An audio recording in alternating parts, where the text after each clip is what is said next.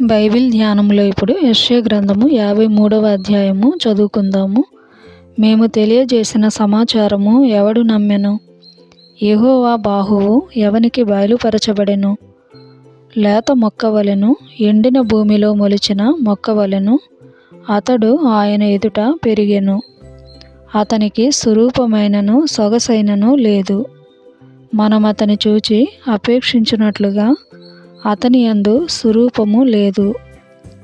అతడు తృణీకరింపబడిన వాడును ఆయను, మనుష్యుల వలన విసర్జింపబడిన వాడును, వ్యసనాక్రాంతుడుగాను, వ్యాధిని అనుభవించిన వాడుగాను, మనుష్యులు చూడనొల్లని వాడుగాను ఉండెను.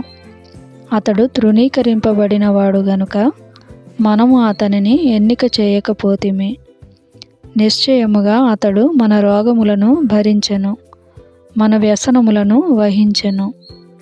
ఆయనను మొత్తబడిన వానిగాను, దేవుని వలన బాధింపబడిన వానిగాను, శ్రమ నొందిన వానిగాను మనం అతనిని ఎంచితిమి.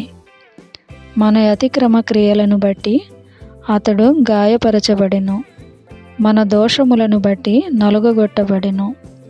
మన సమాధానార్థమైన శిక్ష అతని మీద పడెను. అతడు పొందిన దెబ్బల చేత మనకు స్వస్థత కలుగుచున్నది. మనమందరము గొర్రెల వలె త్రోవ తప్పిపోతిమి.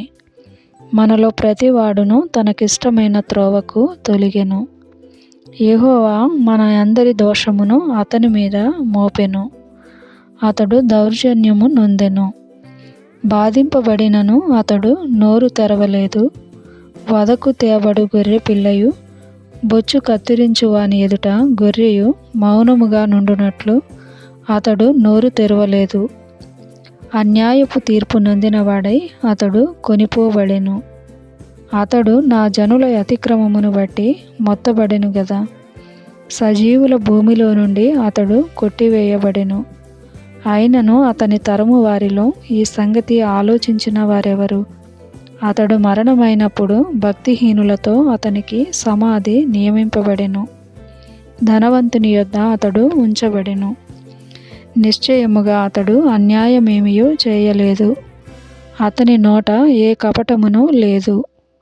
అతని నలుగగొట్టుటకు యెహోవాకు ఇష్టమాయెను.